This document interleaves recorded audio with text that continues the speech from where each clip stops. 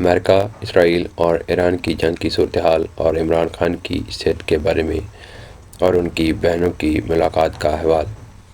ایران میں اسرائیل اور امریکہ کے حملے میں شہید ہونے والے 165 طلباء کی نماز جنازہ ادا کر دی گئی، جن کی عمر 7 سے 12 سال کے درمیان تھی، جسے امریکہ اور اسرائیل نے حملہ کر کے شہید کیا تھا۔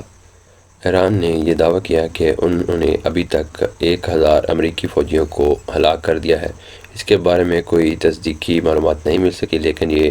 دعویٰ ہے ایرانی فوج کی طرف سے۔ انہوں نے یہ دعویٰ کیا ہے کہ انہوں نے 1000 فوجیوں کو جو امریکی ہیں ان کو ہلاک کیا ہے۔ ابھی تک جو تصدیق کیا ہیں ان میں تقریباً 3 امریکی فوجی ہیں جو مارے گئے ہیں، اور اس کے علاوہ ان کے امریکہ کے 3 طیارے بھی گرے ہیں کویت میں، وہ بھی ہم نے آپ سے نیوز شیئر کی تھی۔ سید عباس اراغچی نے یہ بیان دیا ہے کہ جو خبریں دکھائی جا رہی ہیں وہ 160 سے زائد کم عمر لڑکیوں کی ہیں، جن کے بارے میں ان کا دعویٰ ہے کہ وہ امریکہ اور اسرائیل کی طرف سے بمباری کی صورت میں ایک سکول پر بمباری کی گئی، جس کی صورت میں وہ بچیاں وہاں پر ہلاک ہوئیں۔ اور انہوں نے یہ الزام بھی لگایا کہ ان بچیوں کی لاشیں بری طرح متاثر ہوئیں، جیسے کہ غزہ میں اور مناب میں بھی اسی طرح کے واقعات پیش آئے، جو اسرائیل کی جانب سے وہاں پر کیے گئے بچوں کو اور بزرگوں کو جیسے شہید کیا گیا، ویسے ہی ہمارے اسکول کی بچیوں کو بھی ایسے ہی 160 سے 165 کا فگر انہوں نے بتایا۔ یہ اپنی طرف سے انہوں نے دعویٰ کیا ہے۔ یہ ابھی قبریں بھی آپ کو دکھائی جا رہی ہیں جہاں پر وہ اجتماعی دفنایا گیا ہے ان بچیوں کو۔ علی ریجانی جو ایران کے سپریم نیشنل سیکیورٹی کونسل کے سیکرٹری ہیں، انہوں نے دعویٰ کیا ہے، انہوں نے کہا ہے کہ ہم طویل جنگ کے لیے بالکل تیار ہیں، ہم نے تیاری کر رکھی ہے ایک لمبی جنگ کے لیے۔ رپورٹس کے مطابق انہوں نے بتایا کہ ایران نے امریکہ کے برعکس ایک لمبی جنگ کی تیاری کر رکھی ہے اور ہر قیمت پر اپنا دفاع کرے گا۔ ایران کا مزید یہ کہنا ہے کہ وہ نیتن یاہو کی ملاقاتوں کا مقامات بھی جانتا ہے کہ وہ ان کو اہداف بنا سکتا ہے، ان کی جگہ کو جہاں پر وہ ملاقات کر سکتے ہیں اس کو وہ نشانہ بنا سکتا ہے۔ عرب امارات نے تہران میں اپنا سفارت خانہ بند کرنے کا اعلان کر دیا ہے، جس کی صورت میں وہاں پر وہ اپنا سفارت خانہ بند کر رہے ہیں، کیونکہ وہاں جو انہوں نے سوچ رہے ہیں کہ انہوں نے ہم پر بھی اٹیک کیا ہے، اس کی صورت میں وہ تہران میں اپنا سفارت خانہ بند کرنے جا رہے ہیں۔ BBC کی رپورٹ کے مطابق اب تک 6 امریکی فوجیوں کی ہلاکت ہو چکی ہے، جسے BBC نے خود یہ تصدیقاً رپورٹ کیا ہے۔ امریکہ اور اسرائیل کے حملوں کے بعد بڑھتی ہوئی کشیدگی کے پیش نظر پاکستانی طلباء ایران سے تفتان بارڈر اور گوادر کے راستے واپس پاکستان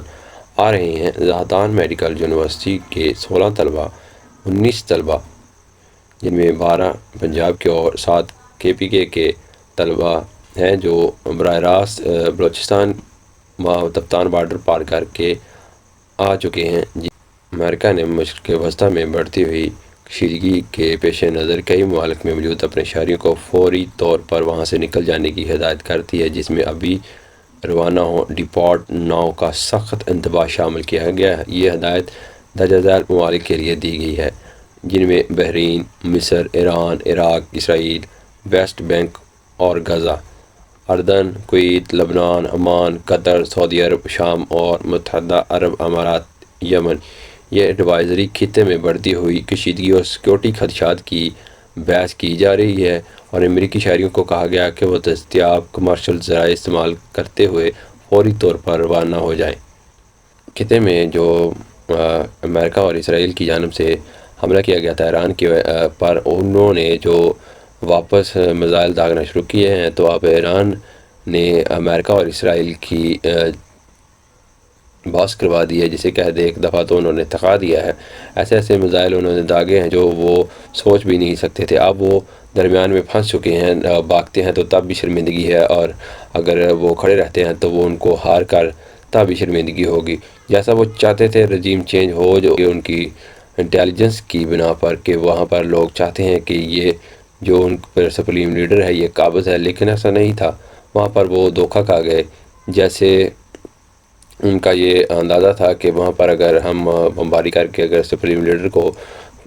لیمینیٹ کر دیں گے تو اس کے بعد وہاں کی عوام خود اپنے معاملات اختیار کر لے گی، لیکن ایسا کچھ نہیں ہوا۔ وہاں پر جیسے ہی سپریم لیڈر کو شہید کیا گیا تو عوام ان کے دکھ میں، ان کے غم میں شریک ہونے کے لیے ایک بہت بڑی تعداد میں ہر جگہ پر احتجاج ہونے لگے، ہر جگہ پر ان کو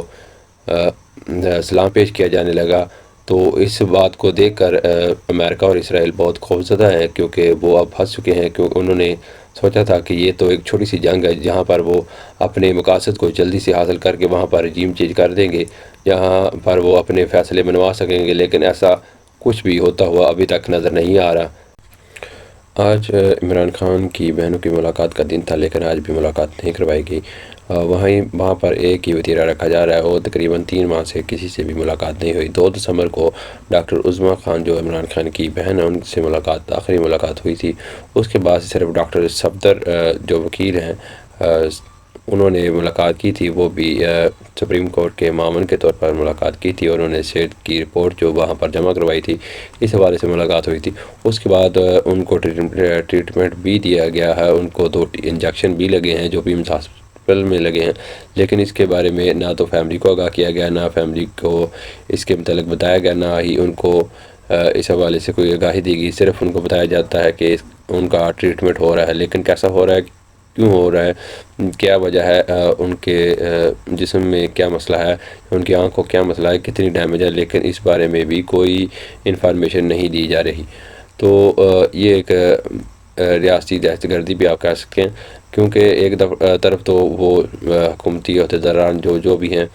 ادارے کے بڑے ہیں، وہ کہہ رہے ہیں کہ متحد ہو جاؤ، یہاں پر اکٹھے ہو جاؤ، لیکن یہاں پر اکٹھے ہونے کی بات آتی ہے ایک پارٹی کا بڑا جس کی